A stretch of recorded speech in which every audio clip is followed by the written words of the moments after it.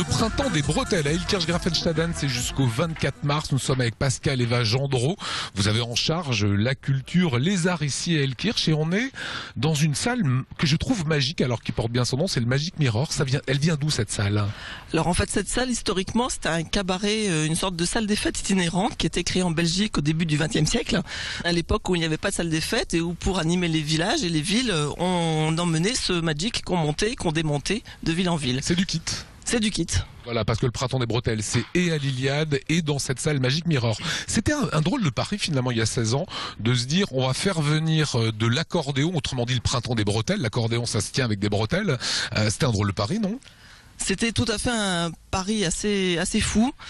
L'idée c'était de créer un festival à Illkirch pour animer la ville et comme on voulait quelque chose de très populaire, on a choisi un instrument populaire. Qui était l'accordéon. Et puis en même temps, nous on avait l'intuition et on savait quand même que l'accordéon c'était un instrument qui avait été adopté dans toutes les cultures du monde. Et donc à travers l'accordéon, on pourrait voyager, faire découvrir le monde entier à Illkirch. Est-ce que vous imaginiez ce succès 16 ans plus tard, Franchement, j'en suis pas sûr. Notre objectif étant d'animer la ville, nous adresser aux Illkirchois en priorité.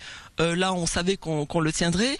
Maintenant, de là, accueillir 11 000 spectateurs par an et avoir des gens qui prennent une semaine de vacances pour venir à Illkirch en camping-car ou à l'hôtel pour assister au festival, franchement, je crois pas qu'on l'avait cru. Voilà, alors évidemment ça a bien évolué, comme cet instrument, l'accordéon, puisqu'il y a même une soirée dans ce printemps des bretelles, house et accordéon. Oui, alors ça c'était samedi soir.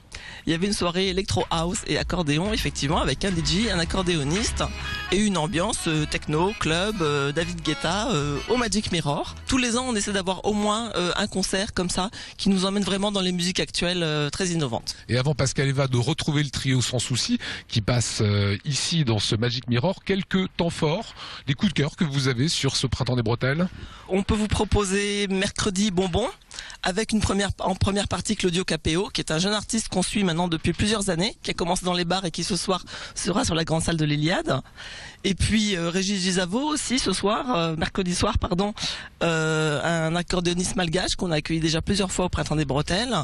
Yves Jamais aussi dans un autre style, plus chanson française. Donc vous voyez, pour vous dire qu'on va vraiment sur tous les univers. Dernier point, combien ça coûte pour venir voir un spectacle? C'est variable? Alors c'est variable, déjà vous avez sur 100 spectacles proposés, 80 sont en entrée libre et gratuite. Ensuite sur les 20 restants, vous avez les salles, les concerts au Magic Mirror et les concerts sur la grande scène de l'Iliade qui sont en accès payant.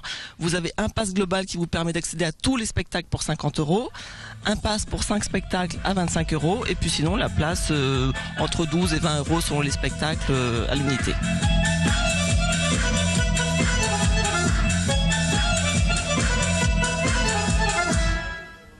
Deux filles, un garçon pour le trio Sans Souci de Lampertheim avec Marie-Annick Pérez-Vinde et Patrick. J'ai été bluffé par la qualité musicale. Comment vous définiriez l'accordéon, cette musique que vous faites? Pour nous, l'accordéon est très vaste. Donc du coup, le répertoire qu'on élabore un petit peu, c'est du classique remodernisé, technonisé. Des arrangements avec deux accordéons et une batterie, voilà, avec des harmonies très classiques mais un rythme actuel. Un rythme actuel, il y a un côté presque slave aussi de temps en temps et très électro. On est quand même très loin de l'accordéon de papa, quoi. Oui, c'est vrai. Les temps changent, donc il faut suivre un petit peu le mouvement et trouver des nouvelles choses, tenter des nouvelles expériences. Surtout qu'avec les accordéons électroniques, on a des portes qui s'ouvrent, on a d'autres sons, on peut faire toucher à de nouvelles musiques qu'on ne connaissait pas forcément il y a 40-50 ans. Voilà, avec l'équipe d'Alsace, on était étonnés, on pensait voir l'accordéon traditionnel. Celui-ci, c'est presque plus un accordéon, c'est presque un synthé, non? Si on veut, oui, ce serait presque un synthé, ouais, mais l'avantage qu'il a, c'est qu'il réagit au soufflet.